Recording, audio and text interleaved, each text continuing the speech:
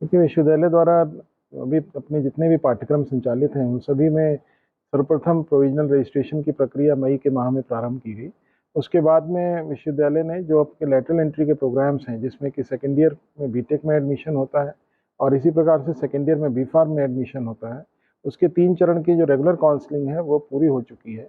और इनकी जो सीटें रिक्त रह जाएंगी और जो भी हमारी एक प्रवेश की प्रक्रिया है उसके अंतर्गत इनका स्पॉट राउंड की काउंसलिंग जल्दी ही 13 जुलाई से प्रारंभ होनी निर्धारित है। तो इसके बाद में भी यदि आवश्यकता होगी तो विश्वविद्यालय द्वारा और भी राउंड्स कराए जाएंगे, क्योंकि अब सारे प्रवेश एकल खिड़की व्यवस्था के अंतर्गत ऑनलाइन पोर्टल के माध्यम से होते हैं, इसलिए विश्वविद्यालय द्वारा आवश्यकता अनुसार काउंसलिंग के राउंड्स किए जाते हैं। तो सेकेंड ईयर के जो एडमिशन की स्पॉट राउंड की काउंसलिंग है वो हमारी 13 जुलाई से शुरू होकर के 15 जुलाई तक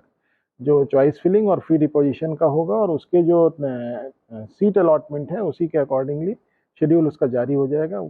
करके अगस्त के प्रथम सप्ताह से कक्षाएं प्रारंभ करना निर्धारित है। जो प्रथम वर्ष की जो प्रवेश प्रक्रिया है उसके अंतर्गत भी हमारे 2 राउंड्स हो चुके हैं और तीसरे राउंड की जो काउंसलिंग प्रक्रिया है वो 9 जुलाई से प्रारंभ होगी और 9 से 11 के बीच में चॉइस फिलिंग और फी सबमिशन होगा और उसका उसी के अकॉर्डिंगली हमारा अलॉटमेंट होकर के उसके बाद भी यदि सीटें रिक्त रहती हैं तो विश्वविद्यालय द्वारा और भी ऑनलाइन ऑन स्पॉट की तरह से काउंसलिंग के राउंड संचालित किए जाएंगे। देखिए, एफिलिएशन की भी प्रक्रिया विगत सत्र से हमारे द्वारा पोर्टल के माध्यम से की जा रही है और हमारी जो 2025-26 सेशन में जो नई संस्थाएं